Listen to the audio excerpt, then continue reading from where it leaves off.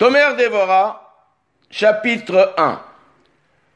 Nous entamons, Be'ezrat Hashem, une lecture et une étude du livre Le Palmier de Déborah en 30 cours, de sorte que nous terminions le livre dans le mois. Il raisonne que cette étude permette à chacun de progresser dans sa ressemblance avec le Créateur, que chacun réussisse à adopter un peu des midot, les vrais midot par lesquels Akadosh Baruch Hu a créé son monde, et que cette action, cette étude, et la transformation qui va s'opérer en chacun d'entre nous, donne la guérison à tous ceux qui souffrent de maladies les plus terribles. Comme le promettent et l'affirment les grands maîtres du XVIIe et du XVIIIe siècle, comme le Shela Kadosh, ou Rab Chaim de Tzantz, alayhim hashalom. Zechutam tagen alenu, et zchut ha-sefer yagen al kol amo Israël, et zchut ha-mechaber ya'amod lanu, ou l'kol amo Israël bebiat goel tzedek. Introduction, Perek Rishon. À Adam, l'homme, Raoui shiddameh lekono. L'homme devrait ressembler, imiter son créateur. Ve'az yeh besod hatzura ha'elyona. Et alors il serait conforme au secret de la forme supérieure. Tselem udmut, à son image et à sa ressemblance. Car s'il se contente de lui ressembler par son corps et non par ses actions, il trahit alors la forme. Et on dira de lui, on dira de lui une forme remarquable et des actes répugnants. Car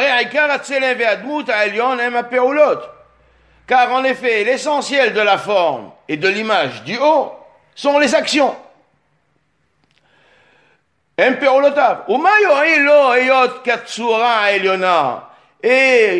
or, que vaudrait pour cet homme la ressemblance avec la forme du haut de Mout, Tavnit et Varav, de par la structure et la forme de la structure et le dessin de ses membres. Ou Peolot, Loïd Deme et Lekono. Si par ses actions il ne ressemble pas à son créateur. L'efficar, c'est pour cela. L'efficar. Raoui Shedamel Peolot à Keter. Il convient qu'il ressemble aux actions du Keter, de la couronne. Donc, c'est-à-dire que chaque homme doit adopter les actes de la couronne, le Keter. Que sont-ils? Qu'est ce Keter? Rumuzot besod apsukim. Et ils sont ces 13 midot de Rahamim, shehem shlosh esre midot shel Rahamim elionot. Ce sont les 13 attributs de clémence, de miséricorde, des attributs du haut. Rumuzot besod apsukim, qui sont mentionnés dans les versets. Mi el kamocha nosé avant ve'over al pesha. Que Micha Amorashti a transmis dans la prophétie de Micha. Mi el kamocha nosé avant ve'over al pesha. L'ish'elit na'halato lo hezik la'adapo ki hafet hesedu. Yashuv irahamenu, yirvosh avonotenu. ותשליך במסולות ים כל חטאותם. תיתן אמת ליעקב, חסד לאברהם, אשר נשבעת לאבותינו ממקדם. אם כן, ראוי שתימצאנה בו 13 מידות אלו. Il convient à chaque homme qu'il se trouve en lui ces 13 qualités. ועכשיו נפרש אותם הפעולות 13 שראוי שתהיינה בו. Et maintenant nous allons expliquer les 13 qualités afin qu'ils puissent les adopter. Explication. L'homme à Adam, le mot Adam signifie ressembler. L'homme est créé à l'image de son créateur.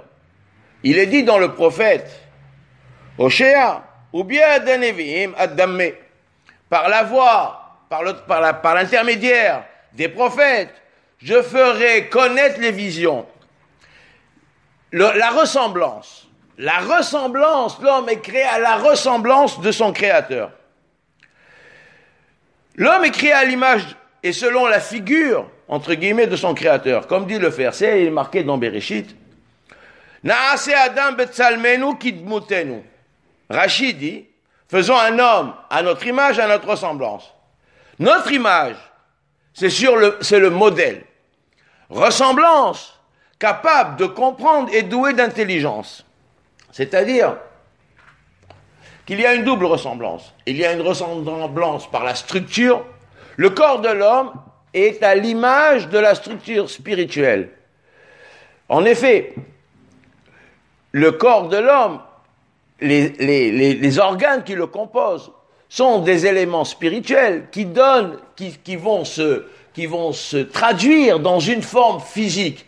Mais l'essentiel n'est pas la forme, l'aspect physique, les éléments de la structure physique. L'essentiel, c'est l'action.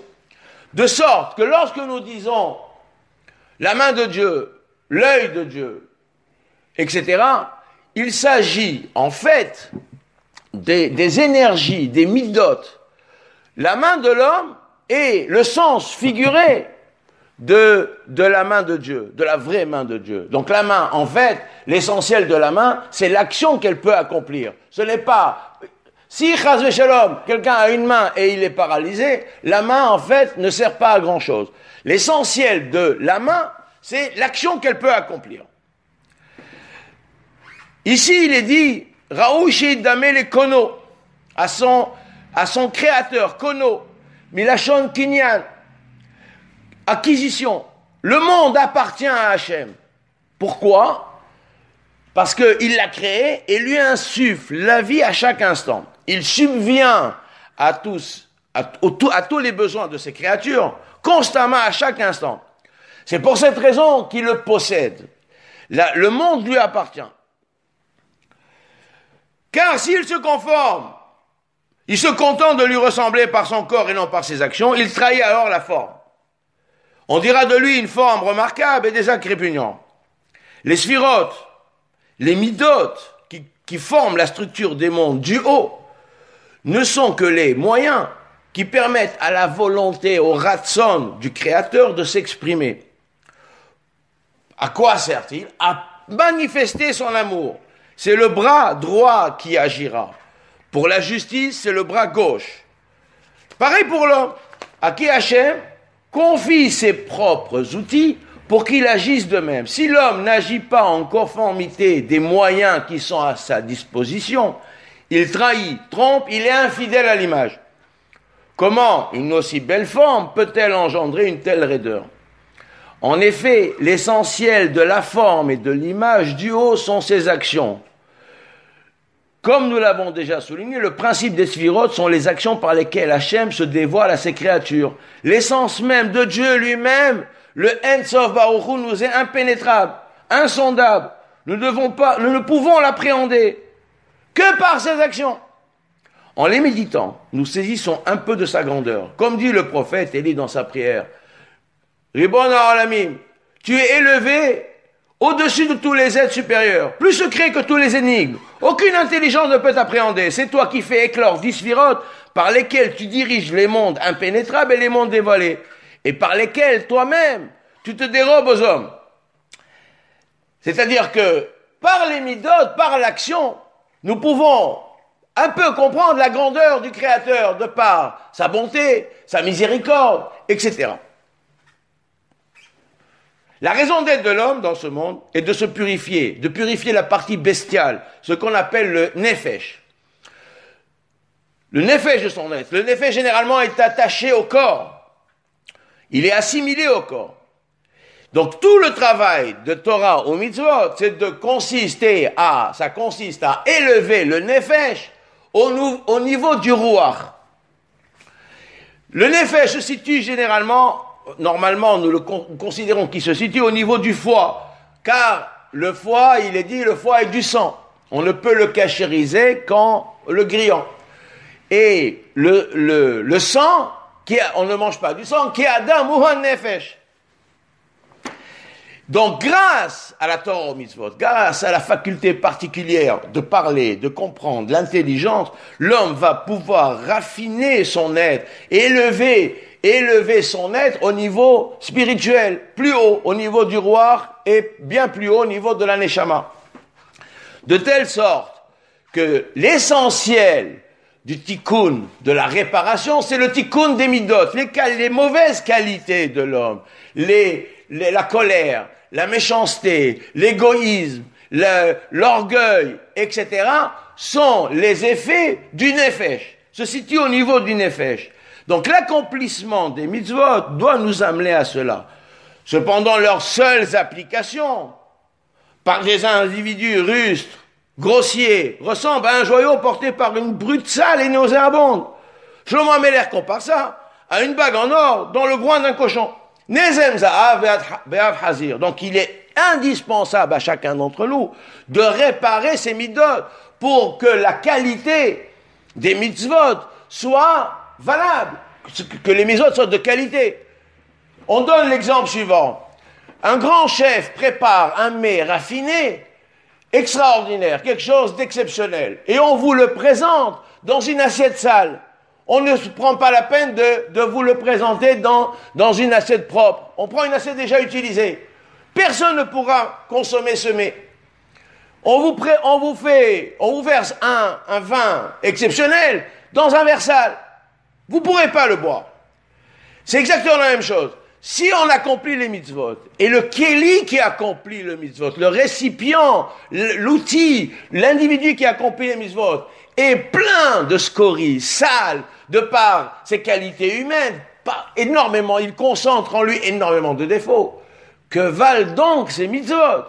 Donc il convient non seulement d'accomplir la Torah et les mitzvot de manière parfaite, mais surtout de réparer ces mitzvot, d'essayer de grandir, d'améliorer, de raffiner son être. Et ça, sans cela, le Rav appelle ça Tsura na'a ou ma'asim keorim. La forme est belle, mais les actions sont laides. C'est par conséquent, il convient à l'homme d'imiter, d'adopter les actes de la couronne. Le Keter, qui contient en lui les 13 attributs de miséricorde et de clémence. La couronne, le Keter, c'est la première des 10 sphirotes. Elle est symbolisée par la pointe du Yod. Yod, Ke, Vav, Ke. Sur le Yod, il y a une petite pointe imperceptible qui monte vers le haut. Elle est au-dessus de toute la structure. Elle l'enveloppe et lui transmet sa volonté. Le Keter, la traduction de ce Keter, de cette couronne, c'est la volonté, le Ratson. La volonté première du Créateur est celle de donner la vie au monde. Elle est l'expression de cette sphira. La volonté, Ratson, a la même valeur numérique que son nom, Shemo, 346.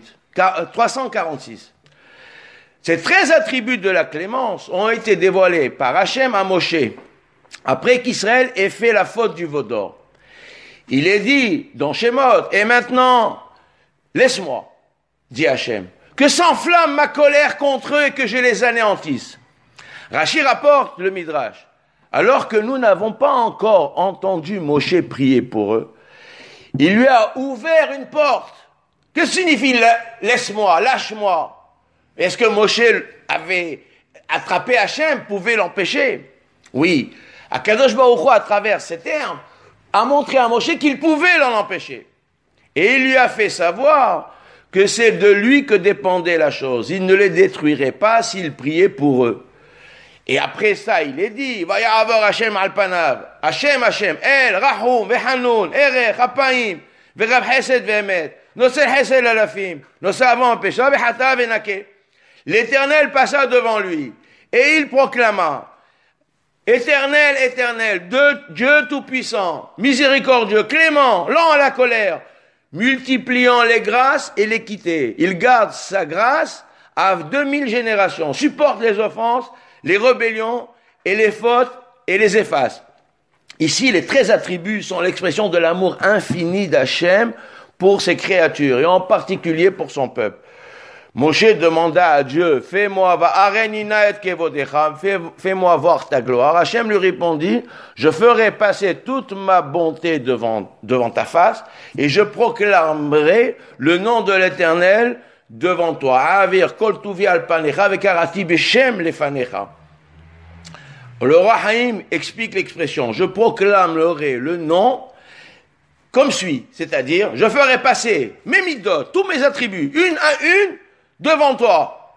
Et je les nommerai chacune par son nom. Et tout ensemble portent le nom de l'Éternel, Yudke Vavke. C'est-à-dire que les 13 attributs de clémence ne sont pas des qualités empruntées que Dieu applique selon les circonstances. Mais elles sont son essence et son nom, elles sont un. Imken, nous dit le maître, Raou Ishitim Matsena Bo, Shelosh Esri Midot Elou. Il convient que donc ces 13 qualités se retrouvent en lui, en l'homme. 13, c'est Ehad. Ahava, c'est l'association de Ehad et de Ahava qui forment le Shem Havaya Yudke Vavke.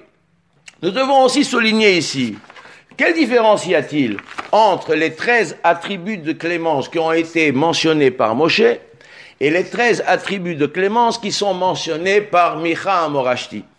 Nous dit Rabbeinu Ahari, Zichrono Livracha, que les 13 attributs de miséricorde mentionnés par Micha Amorashti se situent à un niveau extrêmement haut, au niveau de Arich Anpin, c'est-à-dire au plus haut que le Keter. Et elles descendent, elles sont elles-mêmes les flux de bonté. Les 13 mentionnés par Moshe se situent à un niveau beaucoup plus bas, c'est au niveau du Vav du Shem Havaya. Et là, il s'agit en fait des conduits par lesquels les midot essentiels, les flux de bonté passent. Donc, quand nous prononçons les 13 attributs mentionnés dans la Torah par Moshe Rabbeinu, nous mentionnons en fait les conduits des 13 midot dans lesquels vont venir s'engouffrer, passer, se répandre les flux eux-mêmes de bonté. C'est pour cela que dans le Zohar, dans Parashat Nasso, dans le Hidra Rabbah, il est dit, le Zohar va placer chacune des 13 midot de clémence sur le visage de l'homme, à travers les poils de la barbe. En effet, les poils de la barbe ont la particularité d'être vides à l'intérieur, ils ressemblent à des tuyaux. Donc le Zohar va placer les 13 attributs sur le visage de l'homme, qui est fait lui-même à l'image de son Créateur, pour que quand on prononce les 13 attributs de miséricorde, le visage qui éclaire, qui illumine, panim, le visage, c'est l'intériorité de la bonté qui va s'exprimer, et l'homme étant à l'image de Dieu, va agir sur les mondes en bas avec toute la miséricorde. Baruch Adonai Le'olam, Amen ve Amen.